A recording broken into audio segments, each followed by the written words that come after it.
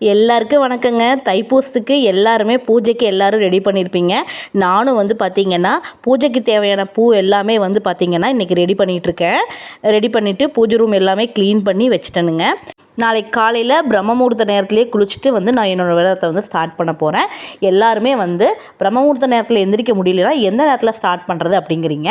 நீங்கள் எந்திரிச்ச உடனேவே குளிச்சுட்டு நீங்கள் விரதத்தை ஸ்டார்ட் பண்ணிடுங்க. முடிஞ்சவங்க பிரம்ம முகூர்த்த நேரத்தில் ஸ்டார்ட் பண்ணலாம். அப்படி இல்லை அப்படின்னா 6 மணிக்காவது மேலேயாவது விளக்கேற்றிட்டு காலையில் உங்கள் விரதத்தை ஸ்டார்ட் பண்ணிடுங்க. பராசக்தியிலிருந்து ஞானவேலை முருகர் வாங்கின நாள் இந்த தைப்பூச திருநாளுங்க. இந்த தைப்பூச திருநாளில் முருகருக்கும் வேலுக்கும் அபிஷேகம் பண்ணுறது அப்படிங்கிறது ரொம்ப முக்கியமான ஒன்று. வேல் விக்கிரகம் வச்சுருக்கீங்க அப்படின்னா கண்டிப்பாக நீங்கள் அபிஷேகம் பண்ணி வழிபாடு அப்படிங்கிறது பண்ணுங்கள்.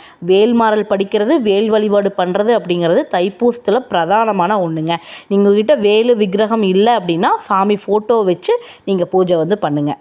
இந்த தைப்பூசத்தில் நீங்கள் என்ன நினச்சி முருகனை வேண்டுறீங்களோ அந்த வேண்டுதல் எல்லாமே நிறைவேறணும் அப்படின்னு சொல்லிட்டு உங்கள் எல்லாருக்காகவும் எல்லாம் வல்ல முருகப்பெருமான்கிட்ட நான் வேண்டுதல் வச்சுக்கிறேனுங்க. எல்லாருக்குமே தைப்பூச தின வாழ்த்துக்கள்.